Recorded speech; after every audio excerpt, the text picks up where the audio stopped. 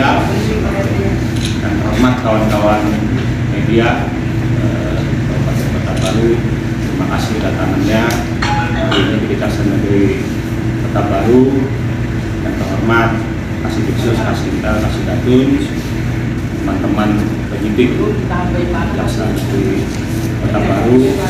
Hari ini kami melakukan penyerahan tersangka dan barang bukti. Jadi namanya penyerahan H2.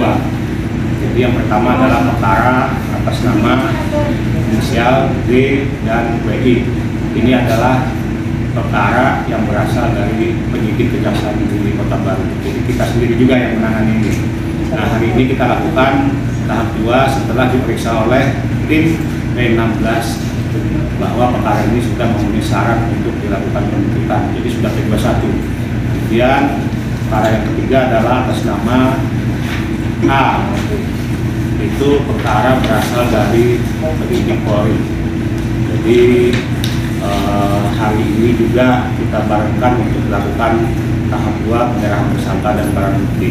Adapun kasus posisi pertama yaitu atas nama terdakwa tersangka A yang berasal dari Polri, yaitu bahwa tersangka A pada saat menjabat sebagai Kepala Desa Talusi pada tahun 2020 melakukan penyimpangan terhadap selisih perhitungan harga satuan, jumlah, dan realisasi volume bahan material. Kemudian juga ada penyimpangan yang dilakukan oleh beliau oleh tersangka A, adanya transaksi pengeluaran yang tidak layak dibayarkan atas honor tim pelaksana kegiatan BPK. Dan yang ketiga, tidak dilaksanakannya ketentuan perpajakan yang tidak memedomani ketentuan yang harus dipungut oleh beliau, yang dipungut oleh beliau. Kemudian terhadap perbuatan atas nama tersangka A ini, total kerugian negara itu sekurang-kurangnya kurang lebih 124.226.000 rupiah. Nah, itu untuk yang tersangka A yang berasal dari penyidik Polri. Kemudian yang kedua, untuk tersangka atas nama D dan WI, ini adalah perkara yang sama tapi kita switching, kita pisah. Itu kasus posisinya modusnya bahwa pada tahun 2020 dengan sampai 2021 terdakwa D menjabat selaku Kepala Subbagian Keuangan pada Dinas Lingkungan Hidup Kota Baru bersama-sama tersangka satu atas nama WI, dia sebagai staf tenaga honorer, yaitu staf pengadministrasian keuangan pada Subbagian Keuangan di Dinas Lingkungan Hidup Kabupaten Kota Baru, bersama-sama juga dengan si kami sebutkan terpidana AF. Tapi kalau sudah terpidana kita sebutkan aja ya, Arif Fadila terpidana selaku Kepala Dinas Lingkungan Hidup. Yang kedua juga bersama-sama dengan Ahmadi selaku bendahara pengeluaran pada Dinas Lingkungan Hidup. Dia dua-duanya sudah dilakukan persidangan dan sudah putus, jadi sudah dianggap sebagai terpidana. Kemudian kasus posisinya adalah bahwa tersangka D dan WI ini bersama-sama dengan Arif Fadilah dan Ahmadi itu melakukan penyimpangan terhadap kegiatan pengadaan belanja bahan bakar minyak gas, belanja bahan bakar minyak gas dan perumas, belanja pemeliharaan alat-alat angkutan darat bermotor. Kemudian tahun 2021 itu kegiatan yang sama, tambah juga ada belanja pembayaran pajak, bea dan perizinan, belanja pemeliharaan alat angkutan darat dan bermotor. Kasus posisinya bahwa tersangka